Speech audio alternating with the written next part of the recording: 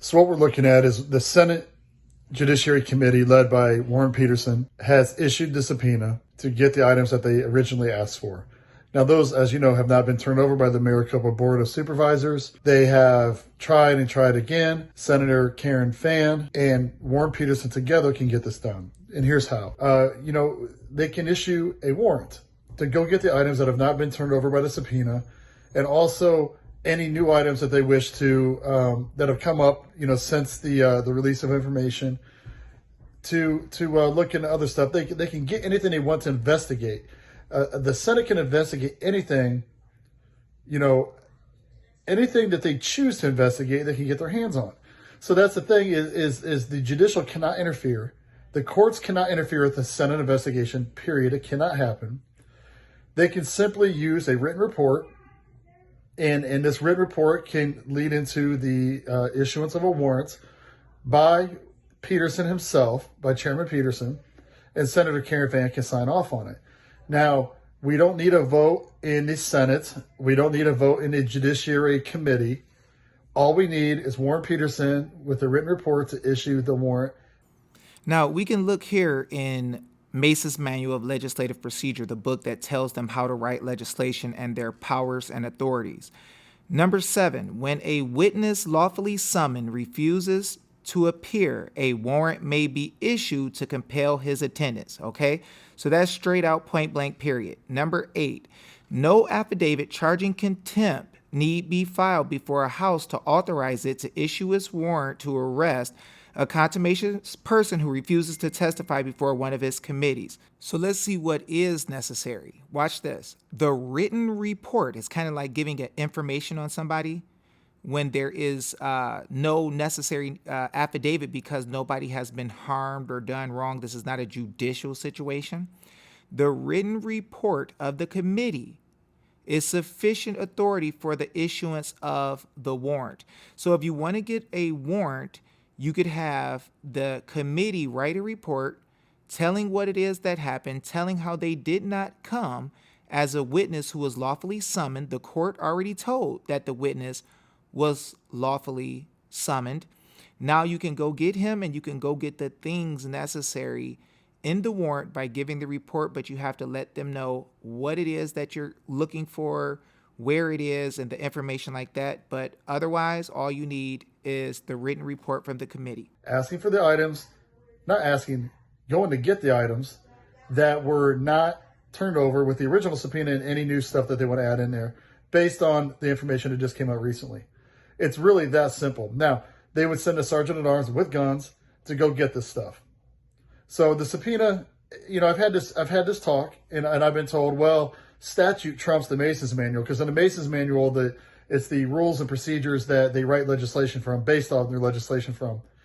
And it says that a warrant cannot be interfered with. A warrant cannot be interfered with by the judiciary, by the judicial.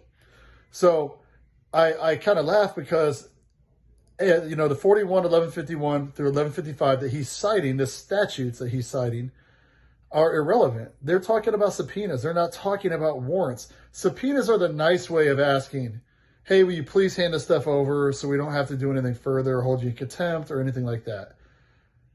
A warrant is saying, we're not asking you, we're telling you to hand the stuff over and we're going to come get it. We're going to force it to happen. So this is the more aggressive way to get things, which I think we're at that point. I think we're beyond that point, to be honest with you, that we are a little more aggressive with how we do things. Now, if the BOS and anybody else that wants to interfere with the getting these items, the sergeant at arms picking these items up, if they want to interfere, that's fine. They can get arrested at that point. But the whole point is not to arrest them right now. The point is to get the items that are needed to finish this audit in the most comprehensive manner as possible. So, based off of all that, now, I want you to understand that in the statute, again, the word subpoena is used in the statute. It's issuance of subpoenas, not warrants. The warrants are not in there, which means if it's excluded or it's not used, and that language is not used in there, that it can be used and they can do it. Now, what I want to do is take you to a selection of maxims of law by Charles A. Weisman. It's 1,600 maxims in this book, and I want you to see a few of them just so you understand what we have the power to do. So let's look here. It's in section 73. It's going to be 73B, the second line down. To investigate, inquire into, is the way to know what things are truly lawful. So when we try to figure out what the legislature could do, a lot of times the attorneys will say, look, we can't do that. There's nothing we can do. We don't have that in our statute, so we can't do it. But they're not investigating into real history, real common law, real usage. They're not looking at any other sources, any other books. They're not looking at anything that our forefathers have said. Therefore, they are leaving us without remedy because they didn't figure out or remember to put it inside of a statute. To think that every single thing we could do needs to be in a statute would be crazy. Now let's look at 51K. The law is not to be violated by those in government. So in order to say that the Board of Supervisors could not turn over the ballots to the treasurer, that they could do whatever they want to, change rules, do things without anyone coming in and stopping them or interfering with the destruction of the property of the people or hiding of the property of the people is outrageous. Let's also look at 51P. The main object of government is the protection and preservation of personal rights, private property, and public liberties, and upholding the law of God. Now, if a government entity wants to hide information that has been ordered by a court and ordered by the legislature from them, they are breaking the law. And by right, just because it is not said in the statute that you can't go and get the items, that does not mean that the legislature does not have a power.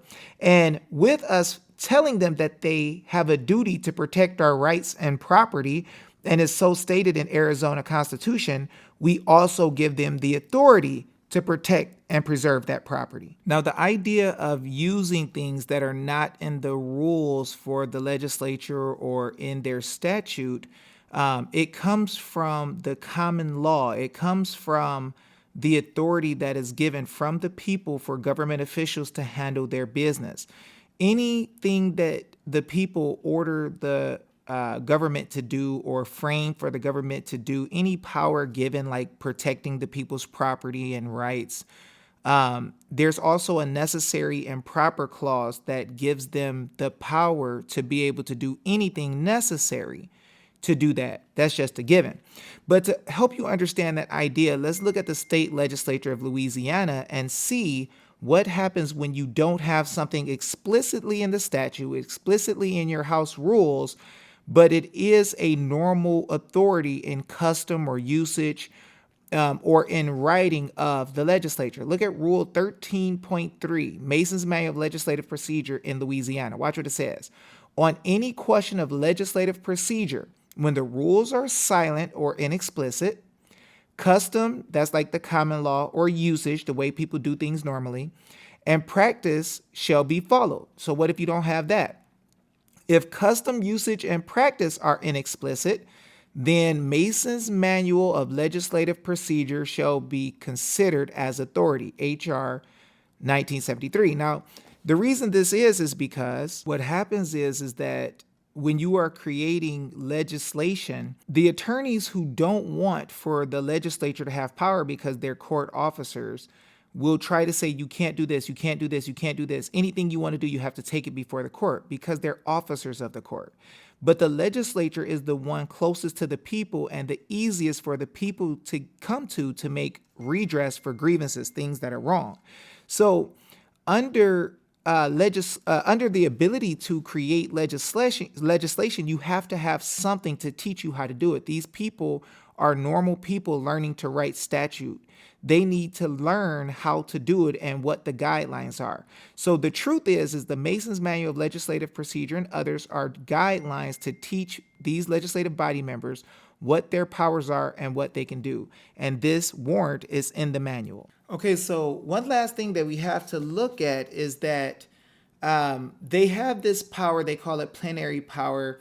It does not mean they have the power to do anything. It means that when they have power over a certain subject, just because we give them power over that subject, they have full power. over that subject. So the legislature has power over elections. They have power over making sure that the person with the most legal votes is considered elected. They have the power to check on the election. They also have the power to protect the people and their property, to make sure that their votes are counted correctly. They have the power to make statute. They have the power to limit other government officials. They have the power to impeach other government officials. They have the power to change rules or to get rid of certain things if it's interfering with the people's rights and the people's power. Now, the thing is that a lot of times people who are attorneys try to limit the legislative knowledge of that, because really in separation of powers, they're competitors fighting for power and fighting for control. And so that's how you keep everything equal and keep any entity of government from, overusing authority or taking authority that's not, in rightful usage.